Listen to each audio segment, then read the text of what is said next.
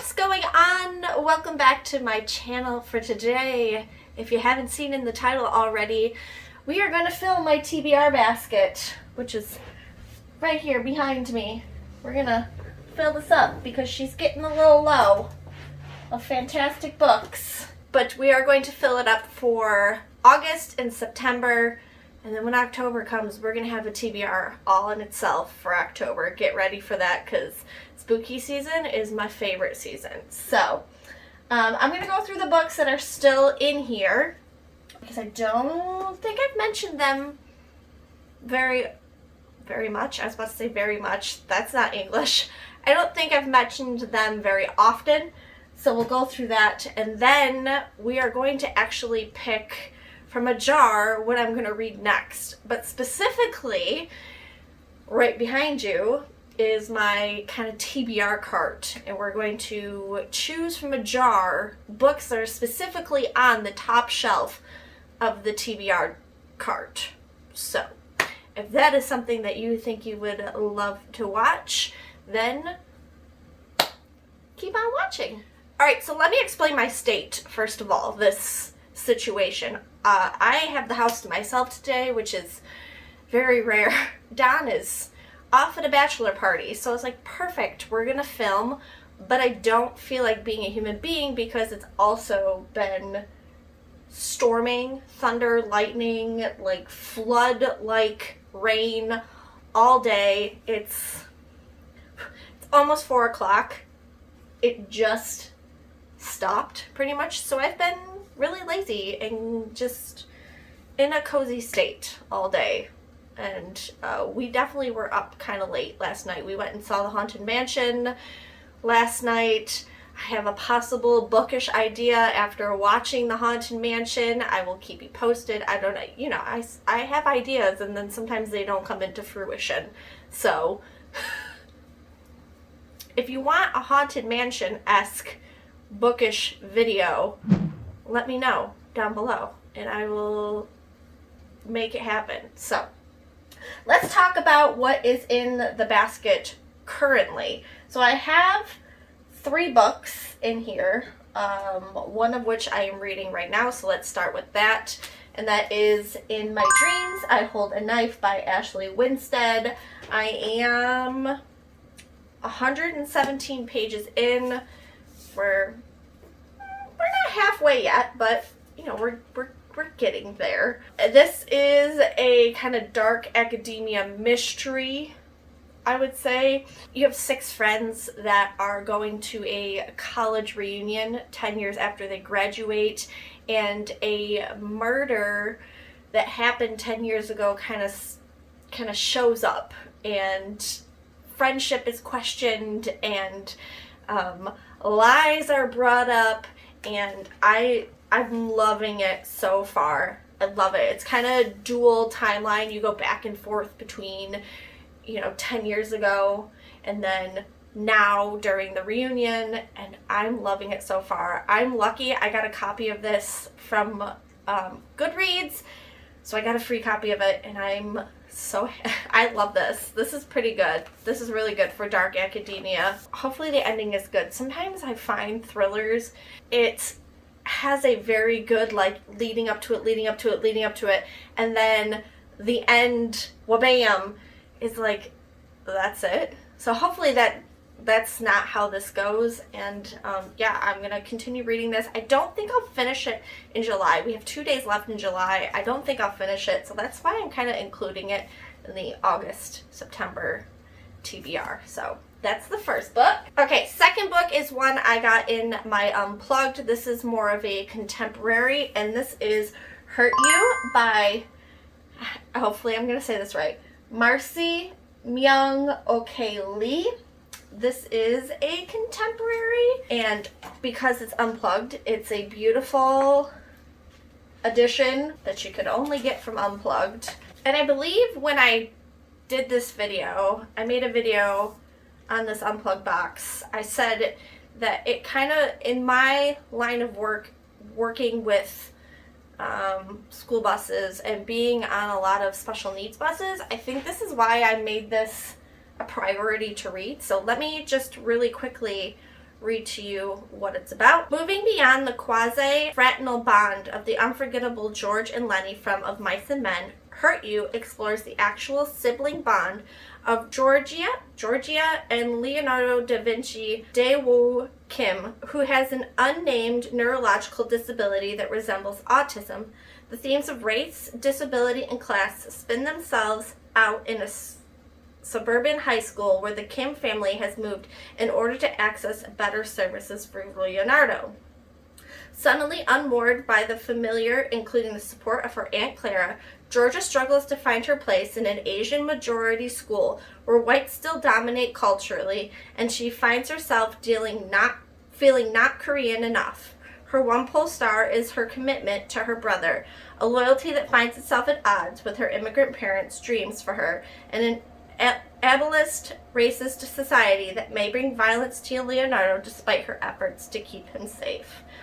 Hurt You is a deep exploration of family, society, and the bond between siblings, and reflects the reality that people with intellectual disabilities are far more likely to be the victim of a violent crime, not the perpetrator. That's why I thought it was so important, because I'm on a lot of special needs buses, and I love that there is autism representation in here. I deal with a lot of kids with autism, and they just have my heart. So this is probably going to make me cry, because I'll think of a lot of students that I've had on the bus with me, and but one I think is very important, and I'm excited to read this. And then my last book in my TBR basket, one I got from my Nightworms, is Such Pretty Flowers by K.L. Sierra. I have a book plate in here, which is exciting. I love that we get book plates in the Nightworms. And this is a thriller, I believe. Yes, it's either a thriller, because it's Nightworms, so thriller or horror. So it says, "Get it out of me." It was the last message Holly received from her brother, Dane, before he was found cleaved open in his girlfriend's lavish Savannah townhouse. Police ruled his death a suicide sparked by psychosis, but Holly can't shake the idea that something else must have happened. Something involving another message he sent earlier that night about a game his girlfriend, Maura, wanted to play. Determined to discover the truth, Holly begins to stalk Maura, a magnetic, black-eyed florist with a penchant for carnivorous plants. But what begins as an investigation quickly veers into a fixation that lures Holly into the depths of Maura's world, Savannah high society. Eerie, black roses, and a whisper of something more sinister. Soon Holly is feeling a dark attraction to the one woman she shouldn't trust. As Holly falls deeper for Maura and her secrets, she's left with a dire choice. Find out what happened to Dane or meet the same fate. Very cool. Excited about this. This will be, I think, better suited for into September, because we're kind of creeping towards spooky season. So I might, depending on what we get in the jar, I might kind of push this back just a little bit so it's read more in September. So those are what I have still in my TBR basket. I'm going to put these back, and then we're gonna switch scenery, and we're gonna move over to the TBR cart. Okay, so the lighting is gonna be way different than over there just because of this window. But here is the jar, and in this jar I have written down books that are only on this top shelf. So we're gonna pick 4 books from this top shelf. So that will give me 4, 5, 7 books, 7 physical books in the TBR basket for August and September. And when we remove 4, I will put 4 from the bottom or the middle shelf up here, and I will add it to the jar. That's kind of the plan, I guess. I don't know. I haven't really thought this through. All I know is that these books have been kind of sitting here for a while. And what better way than to force my hand with a jar that has books only in here. Let's open this jar. Now I will say, one that is on this top shelf that I am not necessarily not looking forward to, but I know it's going to crush me. Again, even more so because I drive a school bus. I'm with school students all the time, and that is Every Moment After. I have a feeling, though, that fate is going to give this to me because I keep avoiding it. I just know it's going to crush me, and if I get it, I'll explain it, what it's about. So, let's pick the first one. Do I have one or two? I have one. Here we go. First one is, Perrin Manor. Here we go. Perrin Manor. It's book 1 in the Haunted series. So this is a series which could lead me into a black hole. But this is essentially your haunted house story. Says, sisters Sarah and Chloe inherit a house they could never have previously dreamed of owning. It seems too good to be true. Shortly after they move in, however, the siblings start to notice strange things. Horrible smells, sudden drops in temperature, as well as an unexplainable sound, as well as unexplainable sounds and feelings of being watched. All that is compounded when they find a study upstairs, filled with occult items and a strange book written in Latin. Their experiences grow more frequent and more terrifying, building towards a heart-stopping climax where the sisters come face to face with the evil behind Perrin Manor. Will they survive and save their very souls? Kind of reminds me of Haunted Mansion, which I saw last night. But yeah, a really good haunted house story. So there is one. Okay. Here we go. Okay, next one is What Was Once Mine. Cool. Okay. This is going to be fun because this is from the, what do they call it? Twisted Disney Tales. And this is Rapunzel's story. It's What Once Was Mine. It says, what if Rapunzel's mother drank a potion from the wrong flower? So what it does is it takes your story of Rapunzel and it spins it on its head and it asks you, like, well, what if this happened? It says, desperate to save the life of their queen and her unborn child, the good citizens of the kingdom comb the land for the all-healing sundrop flower to cure her. But someone mistakenly picks the blossom of the moondrop instead. The shimmering flower heals the queen, and she delivers a healthy baby girl, with hair as silver and shining as the moon. But along with her mysterious hair comes dangerous magical powers, the power to hurt, not to heal. For the safety of the kingdom, Rapunzel is locked away in a tower and put under the care of the powerful good wife, Mother Gothel. For 19 years, Rapunzel stays imprisoned in her tower, knowing she must protect everyone from her magical hair. When she finally decides to leave the only home she's ever known to see the floating lights that appear on her birthday, she gets caught up in an unexpected adventure with two thieves, a would-be outlaw named Gina and Flynn Rider, a rogue on the run. Before she can reach her happy ending, Rapunzel learns that there is far more to her story, her magical hair, and her future than she ever knew. So this one's quite the chunker, I feel like. It's one of the bigger books in the series. But the pages aren't very long or anything. Yeah, this is a really cool series. If you're a Disney fanatic, this is a very awesome series. I've read 2 or 3 in the series, and yeah, excited to have this one. All right, next. So far, we're doing good. 2 more to go. Okay, next. Ooh, Beasts and Beauty. Oh, yes. Okay. This one is fun too. Yes, this jar. So this is Beasts and Beauty. This is Dangerous Tales. This is by Soman Chainani, I think. And what this is this is a collection of fairy tales, but I believe it is fairy tales. Let me read it to you. Here we go. 12 tales, 12 dangerous tales of mystery, magic, and rebellious hearts. Each twists like a spindle to reveal truths full of warning, triumph, truth that free the hearts kept long tame, truth that explores life and death. A prince has a surprise awakening, a beauty fights like a beast, a boy refuses to become prey, a path to happiness is lost, then found again. Best-selling author Soman Chainani respins old tales into a fresh fabric for a new era and creates a world like no other. These stories know you, they understand you, they reflect you. They are tales for our times, so read on if you dare. But the cool thing about this is not only is it tales that just spin on their head, like, there's beautiful artwork in this book. Hopefully you can see it. So this is going to be really cool. I'm excited.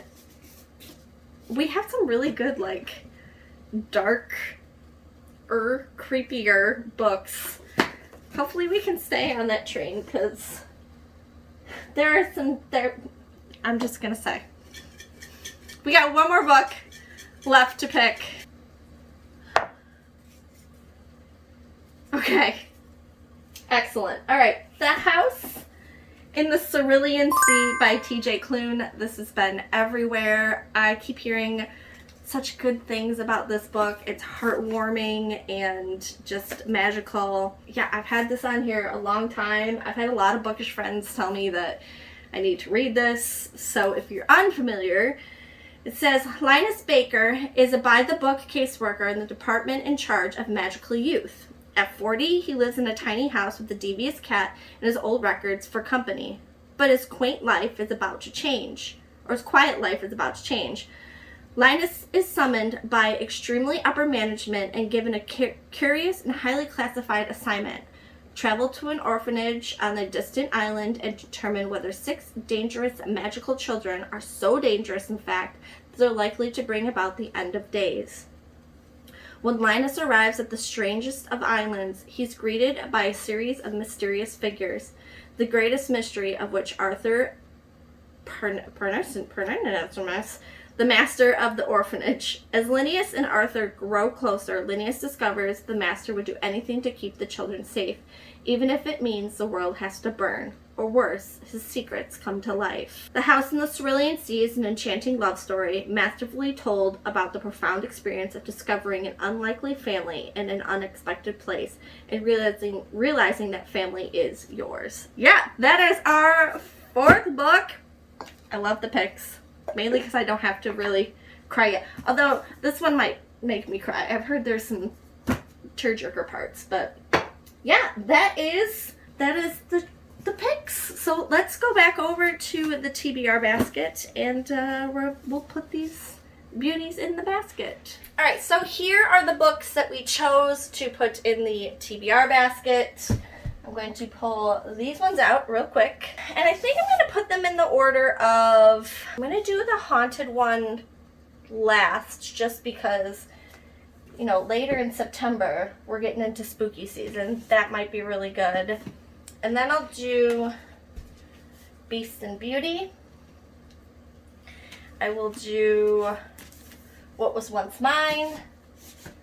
And then, because August is still kind of, I feel, contemporary romancy kind of situation, I'm going to put The House of Cerulean Seas next. And then, of course, we have the remaining books that need to go in here. So yeah, that is my TBR basket and books I hope to get into August and September. I also have some books on my Kindle. I'm reading a cozy mystery series right now called the Paradale